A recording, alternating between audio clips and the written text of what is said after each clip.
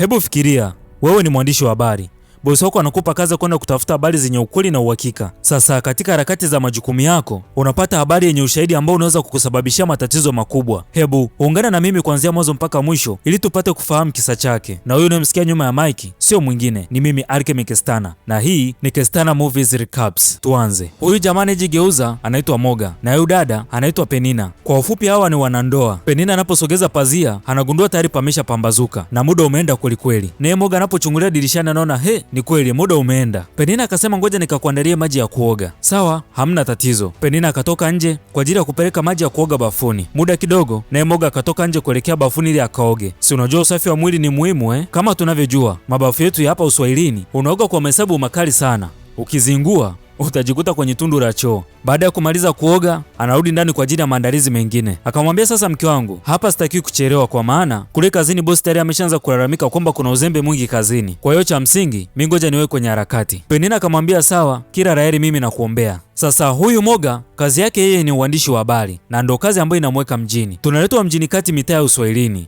Hapa kuna mwamba mmoja amekunjwa ni kwa sababu anadaiwa, na mitaa hiyo hiyo ndipo Moga akawa anapita. Akauliza wazee, ni vipi hapo? Mbona asubuhi mmekunjana mashati? Jamaa akasema nimemkunja ni kwa sababu namdai. Alafu pia fuata mambo yako haya hayakuhusu. Moga akasema sio kesi, mimi nitamlipia. Kwani unamdai kiasi gani? Jamaa akasema namdai jero kubwa, yani 5000. Baada ya kulipwa akamwambia kijana, wakati mwingine kuwa makini, ukipewa mzigo kuwa mwaminifu. Kisha akajichenga. Naye Moga akachukua begi lake ili kuendelea na mishemishe zake. Tunaletwa ndani ya kitengo cha urushaji wa habari. Hapa bosi kapokea simu kutoka kwa kijana wake Chidi ambaye kuna habari ameipata. Bosi akasema habari hiyo haitakiwi kulala, yaani leo inabidi itoke, na iwapo itatoka tutafanikiwa kutengeneza namba kubwa ya watazamaji. Baada ya kumalizana na simu akamwambia vijana wake, jamani, nimepokea simu kutoka kwa Chidi. Kwa mujibu na maelezo ni kwamba huko alipo mvutano kati ya wakulima na wafugaji umezidi kuwa mkubwa zaidi. Kwa hiyo kwa sasa amesema yuko eneo la tukio. Mimi nafikiri mpaka sasa kila mtu anajua ni kwa nini yuko hapa. Mimi napenda mfanye kazi. Sitaki muwe kama Moga. Kila siku ni kijana ambaye ni mzembe kazini. Hapo Moga akaingia. Za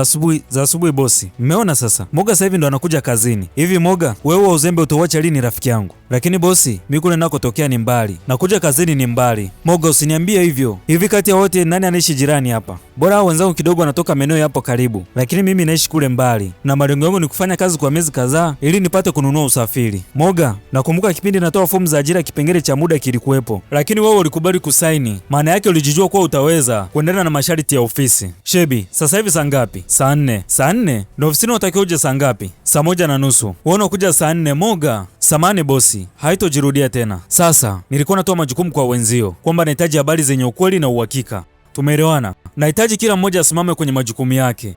Kila mmoja asimame kwenye nafasi yake. Lengo kubwa la hii online TV tunahitaji ije kuwa kubwa, na kama mnavyoona tuna idadi kubwa sana ya watu wanaotufuatilia. Kwa hiyo nahitaji mpambane kweli kweli. Moga, hii ni nafasi yako ya mwisho. Neno kushindwa, neno siwezi, silihitaji ndani ya ofisi yangu. Sawa, nitafanya. Bosi akasema naomba niwaruhusu mkaendelee na majukumu, lakini kufika saa 12:30 jioni kila mmoja aje ofisini na eleze ni ripoti gani ambayo ameipata. Nafikiri tumeelewana. Sawa bosi, sisi ngoja tukahangaike, tukipata taarifa tutakuja. Okay, mimi niwatakie majukumu mema pamoja na utekelezaji mwema. Wakiwa ndo wanatoka, bosi akamuita Moga. Moga, nalia na wewe na ufahamu utendaji wako wa kazi. Sasa kupitia hili niko serious. Nimesema nataka taarifa zenye ukweli na uhakika. Moga, hii ni nafasi yako ya mwisho. Najua wewe ni rafiki yangu na ni mshikaji wangu sana, lakini ushikaji wangu na kwenye ofisi yangu ni vitu viwili tofauti. Moga, kumbuka nimekuajiri na ninakulipa. Hili ni onyo la mwisho. Unaweza kuondoka. Tunarudishwa mtaani. Huu jamaa anaitwa Abi na hapa kaja dukani kununua mazaga yake, lakini akiwa bado yuko kwenye hili duka na Moga kaja duka hili. Abi anasisitiza kuwa anataka soda ya baridi. Akiwa anatoka kwenye maeneo ya duka, hapo ikaja gari zikambeba njemba kadhaa na kumuingiza ndani ya gari na kuondoka naye. Lakini tukio hilo Moga amepata kuliona. Bila kupoteza muda akamuita bodaboda na kwanza kufuatilia. Si unakumbuka bosi amesema anataka taarifa zenye ukweli na uhakika? Sasa ukweli wenyewe na uhakika ndo huu hapo unaofuatiliwa. Baada ya kufika eneo la tukio, Moga akaanza kuchukua picha pamoja na video. Anashuhudia kila kitu kuanzia kumtoa Abi ndani ya gari mpaka kumpeleka ndani ya jengo. Taratibu anazidi kuendelea kuifanya kazi yake. Mwisho ikabidi na yeye aingie ndani ya jengo hilo ili aendelee kufuatilia kwa undani zaidi. Tunaonyeshwa tayari Abi ameshakula kipigo cha kutosha. Akawauliza, jamani, kwani ni kitu gani ambacho nimewakosea? Kwa nje Moga anaendelea kuchukua ushahidi wa matukio, lakini Abi anaendelea kula kipigo mpaka kieleweke. Mwamba mmoja akapiga simu kwa bosi na kumwambia kila kitu ameshakiweka sawa. Kwa hiyo kilichobakia ni bosi mwenyewe kuja kukamilisha kitu ambacho anakitaka kiwe. Moga mpaka anajishika kifua. Haina yatokea nalo liona siku hii ya leo hajawahi kuliona tangu ameanza kazi ya uandishi wa habari. Na kwa Abi, msoto anaokula sio wa kawaida. Muda mchache akaingia mwamba mmoja akiwa anapuliza fegi. Jina lake anaitwa Kibopa. Well. Abi akamwambia Kibopa, umemchukua mke wangu, umechukua familia yangu yote na unaishi nayo, unataka kutoa na uhai wangu? Hata mimi pia unataka kunidhuru? Kibopa akacheka kweli kweli, akamwambia, unajua kuwa maisha yako hayana thamani tena kwenye huu ulimwengu, na sio mke wako tu, na kwenda kukumaliza na hii dunia nzuri, nafikiri ndio itakuwa mara yako ya mwisho kuiangalia. Abi akamwambia, na kuomba rudisha familia yangu, ila na kuahidi malipo ni hapa hapa duniani. Kibopa akaangua kichoko kikubwa sana cha kitajiri, lakini Abi akarudia kumwambia kwa mara nyingine tena kuwa malipo ni hapa hapa duniani. Kibopa akasema sina kingine zaidi ya kusema amalizwe bila huruma ya aina yoyote.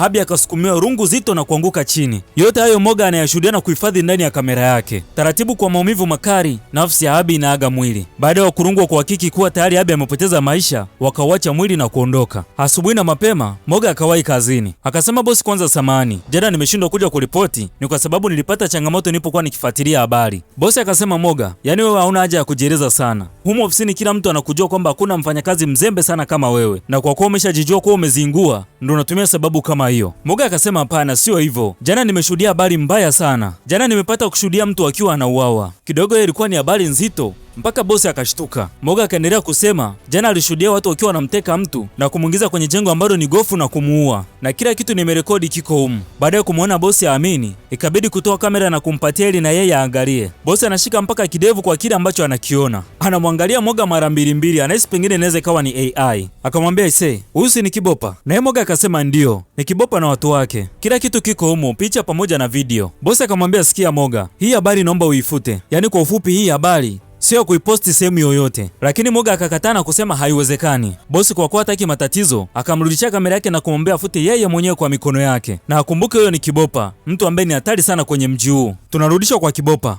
Yeye yuko biza anaendelea na mambo yake. Mpaka sasa hajui kuwa usiku wa jana alionekana alipokuwa akifanya tukio la mauaji. Kazini kwa Moga, leo kazini kwake kuna kazi. Anasema, ni jana tu umetoka kunisema. Ulisema nitafute habari kubwa na zenye uhakika. Sasa habari nazikuletea na unasema nizifute. Kivipi sasa? Bosi amekasirika kweli kweli. Anamtaka Moga afute habari hiyo, lakini Moga hataki kabisa kusikia mambo hayo. Anasema taarifa hiyo ataiposti na ataipeleka kituo cha polisi. Bosi akaona isiwe kesi. Akamwambia, nataka ufute habari hiyo na utoke ofisini kwangu. Msimamo wa Moga bado ni ule ule. Hataki kufuta habari hiyo. Kwa Kibopa akiwa bado yuko zake ametulia, anapigiwa simu. Kupokea ni simu kutoka kwa bosi wa Moga. Akamwambia, inaonekana jana kuna tukio ambalo umelifanya, na kwa bahati mbaya moja kati ya vijana wangu walishuhudia. Taarifa hizo zikamvuruga sana Kibopa, lakini akamuuliza, una uhakika alitushuhudia tulipokuwa tukifanya kitendo hicho? Akajibiwa ndio. Pia upo ushahidi unaoonyesha moja kwa moja jinsi tukio zima lilivyokuwa. Hapa hata kama ni wewe ndio uliofanya, lazima uchanganyikiwe. Kwenda jela sio mchezo. Alichokiomba Kibopa ni kutumia picha za kijana huyo aliyeshuhudia tukio, na ni kweli haikuchukua hata muda.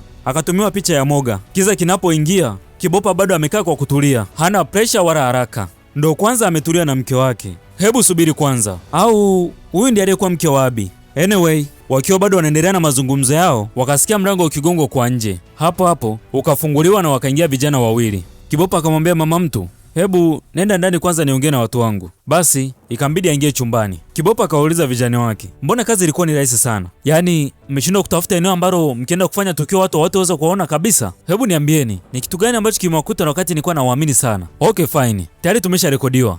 Mnashangaa nini? Vijana mpaka dakika hii hawaamini. Imewezekanaje kwamba wakarekodiwa? Kibopa akamwambia, mnamuona huyu ni mfanyakazi wa kwenye media ya online TV na ndiye ambaye amefanya tukio la kuturekodi sisi. Sasa kitu ambacho mnatakiwa mkifanye, mnatakiwa mumpoteze. Sijui mnanielewa? Tumekuelewa mkuu. Lakini pia kuna bosi ambaye anaitwa Shaibu, naye ana ushahidi wa kuhusu kila kitu. Mnatakiwa naye mumpoteze, na ninatamani kazi hii muifanye kiumakini sana. Hapo akasikia mlango ukigonga. Unapofunguliwa, wakaingia watu wawili. Wote wakajitambulisha kuwa ni askari polisi kutoka kituo cha kati, na kuanzia sasa unatumiwa kwa kesi ya mauaji ya Abi, na chochote mtakachokifanya hapa kitatumika kama sehemu ya ushahidi mahakamani. Yote haya yanayoendelea, mwanamke huyo anayekaa na Kibopa alikuwa akisikia kila kitu. Mpaka hapa hakuna kingine. Kibopa pamoja na vijana wake wote inabidi waelekee kituo cha polisi kutokana na kesi inayowakabili. Mpaka hapa niseme sina la ziada. Huu unakuwa ni mwisho wa sinema yetu safi itoyo The Reporter. Ili kuitazama full movie, nimekuwekea link hapo chini ya uwanja wa comment. Na kazi hii haijatoka mbali, ni hapa nyumbani Tanzania. Usiache kusubscribe, kulike na kushare. Na hii ni Kestana Movies Recaps. Tukutane kwenye bahasha zijazo. Bye bye.